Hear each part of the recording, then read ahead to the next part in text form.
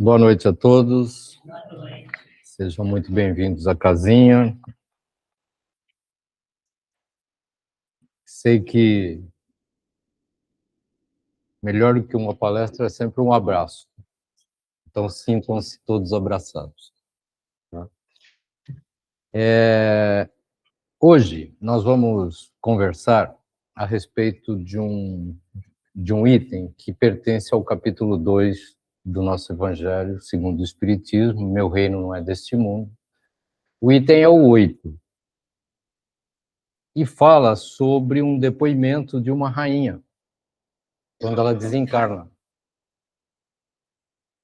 Uma rainha da França.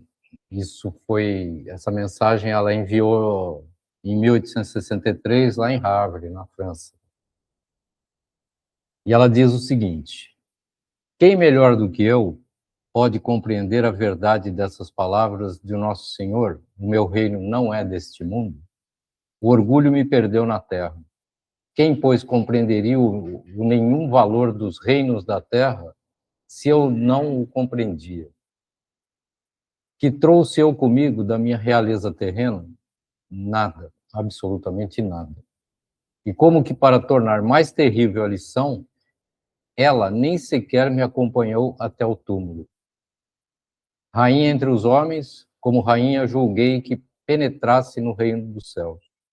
Que desilusão, que humilhação, quando em vez de ser recebida aqui na soberana, qual soberana, vi acima de mim, mas muito acima, homens que eu julgava insignificantes e aos quais desprezava por não terem sangue nobre. Como então compreendi a esterilidade das honras e grandezas que com tanta avidez se requestam na terra. Para se granjear um lugar nesse reino, não são necessárias a abnegação, a humildade, a caridade em toda a sua celeste prática, a benevolência para com todos. Não se pergunta o que fosses, nem que posição ocupasses, mas que bem fizestes, quantas lágrimas enxugastes.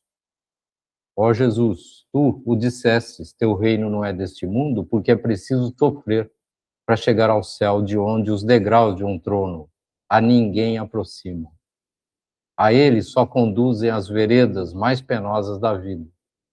Procurai-lhe, pois, o caminho através das urzes e dos espinhos, não por entre as flores. Correm os homens por alcançar os bens terrestres, como se os houvessem de guardar para sempre. Aqui, porém, todas as ilusões se somem.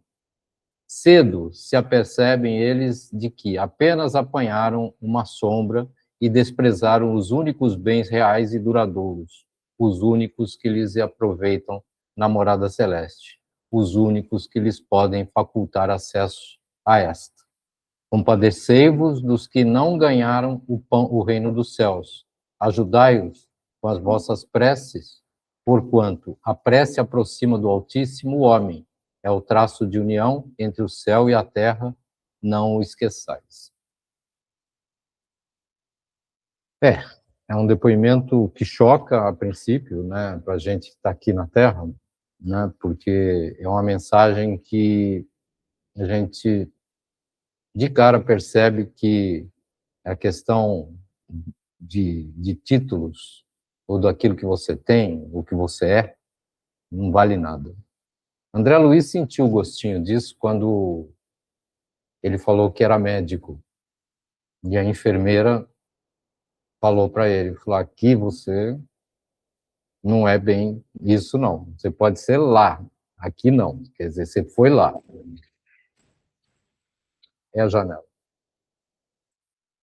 Mas então, e isso ressalta muito, e essa lição, ela ressalta muito a questão do quê? Uma coisa muito valiosa e que a gente dá muito pouca importância, muitas vezes, em períodos da nossa vida ou em situações da nossa vida, uma coisa chamada humildade. Porque a nossa carga de orgulho e egoísmo ainda é forte. Então, a gente dá muito pouco interesse quando pisam no nosso calo, principalmente, né? A nossa humildade vai para o vinagre a caridade vai junto, e a gente acaba esquecendo que para se conquistar o reino dos céus, a gente vai precisar muito da humildade, da caridade e da própria abnegação, né? Quando Kardec explica, né, na próxima lição, ele fala que esse tipo de situação, ele reúne todas as situações ligadas aos males terrenos, que são, na verdade, infelizmente, uma coisa chamada materialismo. E a gente está cansado, porque Deus não condena a riqueza, ele condena como ela é usada, né? Então, não é a questão da riqueza em si, mas é o próprio nosso comportamento que faz com que ela se torne uma coisa nociva ao nosso espírito, porque nós acabamos nos tornando possuídos e não possuidores. E a partir daí a coisa começa a complicar e a gente não consegue enxergar que para entrar lá no reino dos céus a gente precisa esquecer que daqui a gente não vai levar nada. Nada. Absolutamente nada. Só a consciência. Consciência vai, que é uma beleza. E aí chega lá, as contas são acertadas. Então essa mensagem, ela nos dá um recado com relação a essa questão. Quer dizer, a reflexão que fica é que ela reconhece esse orgulho e essa perdição, né, por coisas materiais, por títulos, por outras coisas. A rainha reconhece que realmente é um erro e ela vem avisar e pede a Jesus e a Deus que perdoe, que tenha misericórdia por aqueles que estão pensando a mesma coisa, que fatalmente vai acontecer a mesma coisa com eles. Quer dizer, a gente tem que lembrar um pouquinho das nossas virtudes, coisa que às vezes a reforma íntima ajuda, mas a gente tem a memória fraca e acaba se perdendo com relação a essas questões. Esse depoimento, ele tem uma série de reflexões. Uma delas, ela é uma crítica ao quê? Ao materialismo. Porque o texto ele mostra que as riquezas são ilusórias. Aquilo que você não, na verdade, mesmo quando a gente fala meu filho, não, você não é pai, você está pai. Você não é dono do carro, você está dono do carro. Que a qualquer momento você pode deixar de ser. Quer dizer, então são essas situações que a gente tem que encarar de uma maneira um pouco diferente, né? São benefícios, são empréstimos que Deus nos concede para que a gente possa usá-lo da melhor maneira possível. E essa mensagem, ele nitidamente, muito clara a mensagem dela quando ela fala nessa questão dessa ilusão por, por dinheiro, por poder e outras coisas, né? Uma outra reflexão é com relação à universalidade da lei divina, ou seja, os espíritos que estão lá, independente de qualquer posição social que tiveram, eles são julgados pelas suas ações e sentimentos, são analisados e julgados pela ação de sentimento. Julgado é uma palavra um pouquinho forte, mas eles são vítimas da sua própria atitude. Eles próprios acabam se condenando por conta disso. Deus não castiga. Quem castiga é o próprio homem, que, no sentido humanidade, que faz da sua passagem aqui no planeta um verdadeiro suplício com relação às suas atitudes. E aí acaba, de certa forma, no popular, entrando pelo cano quando desencarna, né? Um outro recado, convite à humildade. Ela é outro recado que dá outra Ação reflexiva. O testemunho da rainha é um alerta para o orgulho e a vaidade que cegam e afastam da verdadeira felicidade. Mas quando a gente fala em felicidade, não é ter. Felicidade é estar. A gente tem que discernir uma coisa da outra.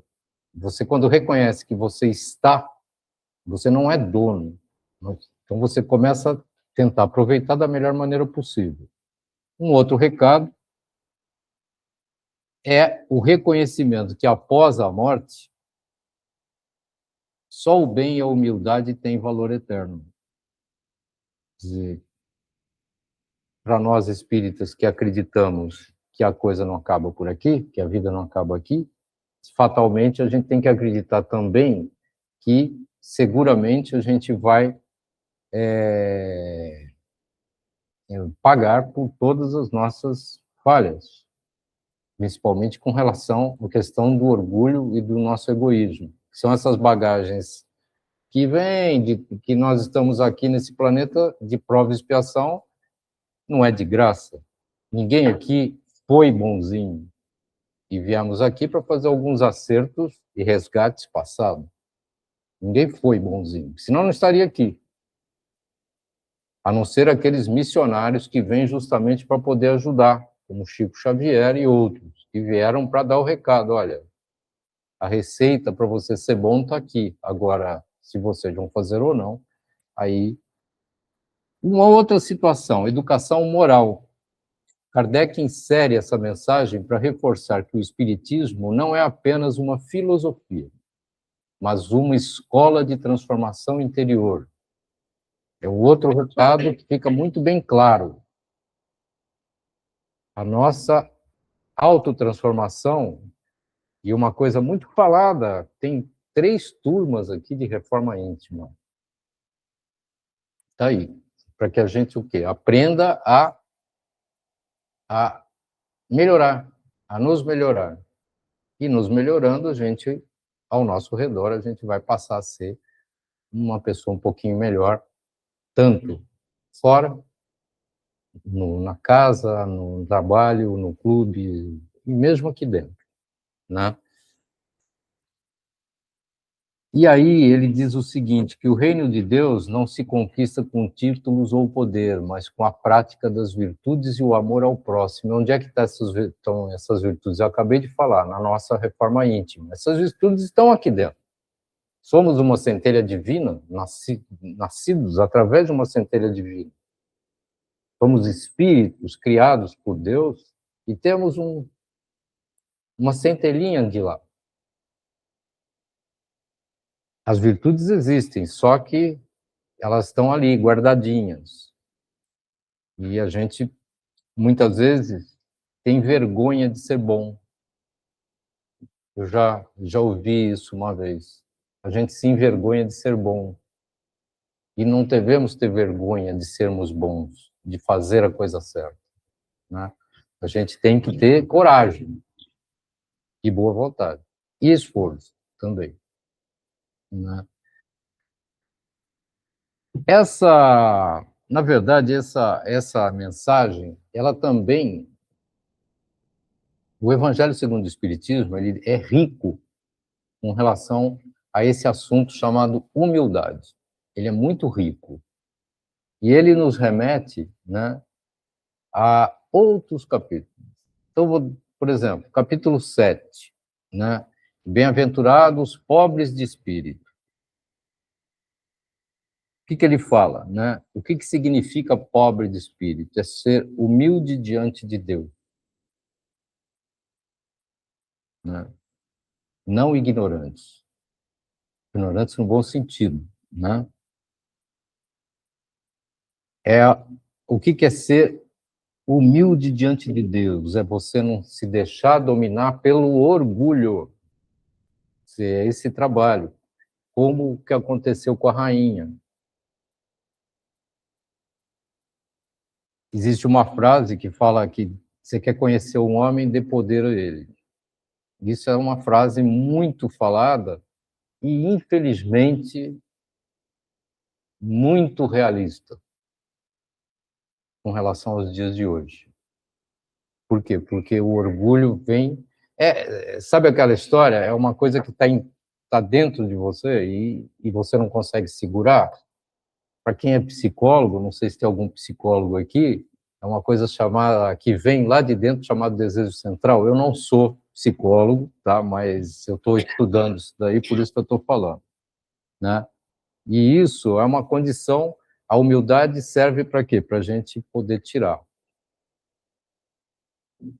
Ainda no capítulo 7, tem uma mensagem daquele espírito de Lacordaire, que ele manda que é uma lição, orgulho e humildade, que ele fala que a humildade é uma virtude essencial para a caridade verdadeira.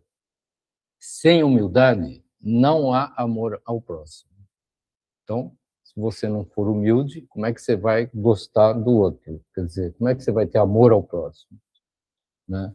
E isso tudo, mais uma vez, ele afirma que o orgulho nos afasta dessa...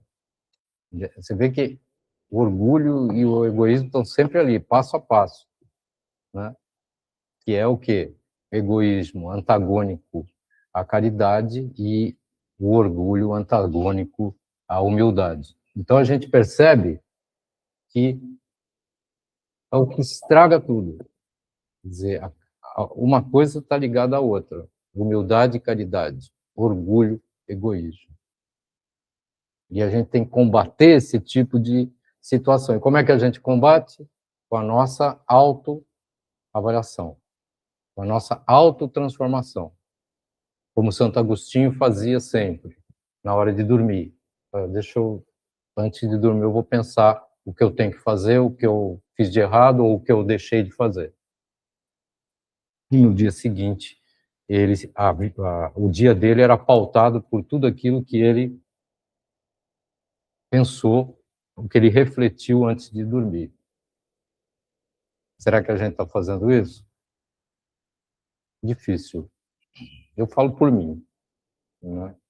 Mas a gente muitas vezes não pensa nessas coisas, né? Mais um capítulo fala sobre isso, que é, na verdade, o capítulo 13, que é o famoso não saiba a vossa mão esquerda o que faz a direita. Tá aí outro aspecto que a gente vê que a verdadeira caridade deve ser feita com o quê? Com humildade. Quando você dá vamos falar da caridade material. Quando você dá um sanduíche para alguém, se você der com amor, ele alimenta duas vezes. Ele alimenta o espírito e o corpo. Isso é uma caridade que eu dei um exemplozinho. E é isso que a gente tem que trabalhar. Quando você dá um bom dia bem dado para alguém, muitas vezes você evita até um suicídio. E é essa caridade, e com muita humildade, que não interessa se a pessoa é rei, se é escravo, o que for, se é porteiro, não importa. O importante é que a gente trabalhe esse tipo de processo e enxerga o outro como um próximo, que afinal de contas é um irmão. E temos o principal exemplo, né, que é Jesus. Quer dizer, que teve uma missão, um espírito mais iluminado que pisou nesse planeta, que teve uma missão. Quer dizer, nasceu numa manjedoura, pobre, trabalhou como carpinteiro, se dedicava aos pobres, não tinha dinheiro, vestia uma túnica, sempre ajudando, sempre trabalhando as questões morais. E o que a humanidade fez com ele? Quer dizer, então, esse trabalho a gente tem que melhorar. Quer dizer, não sei, ontem eu estava... Alguém assiste aquela série Chosen? Ou assistiu? Eu estou terminando o último. Eu estou meio sem coragem de ver os dois últimos capítulos, que vai ser a crucificação. Mas essa série mostra a hipocrisia, a falta de humildade das pessoas em reconhecer que ele estava pura e simplesmente falando, ó, faz o que o pai manda, não faça o que vocês querem. quer dizer, faço o que eu mando, mas não faço o que eu faço. É isso que vocês são. Quer dizer, faz o que ele está falando. Com a maior humildade possível. O que aconteceu? Prenderam, crucificaram, mataram. Fizeram tudo isso. E esse é o papel hoje que a gente tem, é justamente não buscar esse tipo de pensamento com relação àquilo que a gente, às vezes, pisa na bola. A raiva, o ódio, tudo isso. Isso é tudo empurrado por nosso orgulho e egoísmo. E uma coisa chamada perdão, que é tão difícil, mas aos pouquinhos a gente consegue entrar, né, na cabeça da gente. Tem uma mensagem de Emmanuel que fala o seguinte, é uma mensagem numa lição, Humildade de Espírito, no livro Irmão, e fala o seguinte, a humildade é o ingrediente indefinível e oculto, sem o qual o pão da vida amarga invariavelmente na boca. Não desdenhes, pois servir aprendendo com o mestre sublime que realizou o seu apostolado de amor entre a manjedoura desconhecida e a cruz da flagelação, e serás contado entre aqueles para os quais ele mesmo pronunciou as inesquecíveis palavras. Bem-aventurados humildes de espírito, porque a eles mais facilmente se descerrarão as portas do céu. Então, Emmanuel sintetiza muito bem qual é o nosso papel e aquilo que Jesus coloca para que a gente trabalhe, quer dizer, tudo aquilo, todo aquele esforço que em 3 anos ele movimentou o mundo do ponto de vista moral, então não é pouca coisa. E é isso que a gente tem que reconhecer. Para finalizar, eu trouxe uma coisa. A gente sabe que a doutrina espírita fala o seguinte, onde estão os nossos maiores desafios? Quando a gente nasce, dentro de casa. É ali é que a gente convive com o espírito antagônico, com o espírito amigo, enfim. Mas está o maior desafio, porque são 24 horas por dia. A gente convivendo diariamente, todo dia, onde precisa haver harmonia. Se nós fomos colocados pelo plano espiritual ali para poder acertar contas com quem nós não acertamos no passado, muitos, isso precisa ser revisto. E essa lição, ela nos dá uma condição de aplicar dentro de casa, de fazer um trabalho dentro de casa, com tudo isso. Que é uma oportunidade que a gente tem para cultivar a humildade, o desapego, principalmente desapego à grandeza espiritual dentro de casa. Primeiro, o que a gente tem que ensinar para nós mesmos, para os nossos pais, para os nossos filhos, nossos netos, marido, esposa, bom, enfim. O que a gente tem que fazer? Valorizar o ser e não o ter. Essa é a primeira lição. É a primeira lição de tudo isso. Evite dar excessiva importância a títulos, status ou bens materiais dentro da família. Ensine que o valor de cada pessoa está em suas atitudes e virtudes, não em sua posição social ou conquistas externas.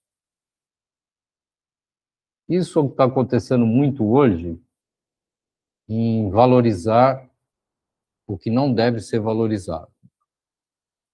Um segundo ponto, praticar a humildade nas relações familiares. Difícil. O orgulho é pesado.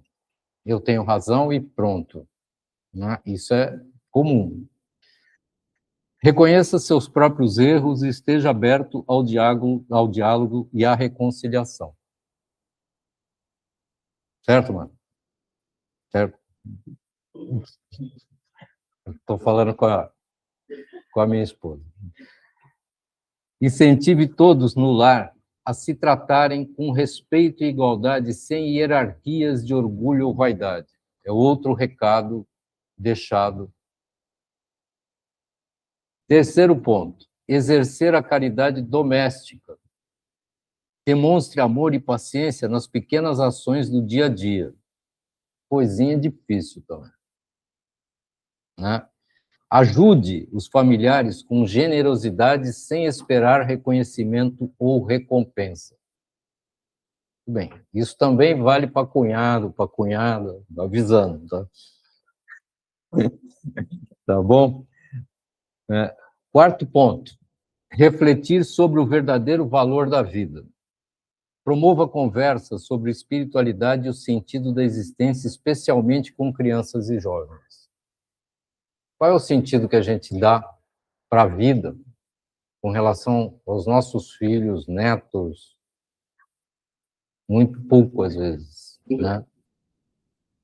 Mostre que a verdadeira realeza é o espírito e que o progresso moral é mais importante que o sucesso material. Isso, hoje em dia, está completamente invertido.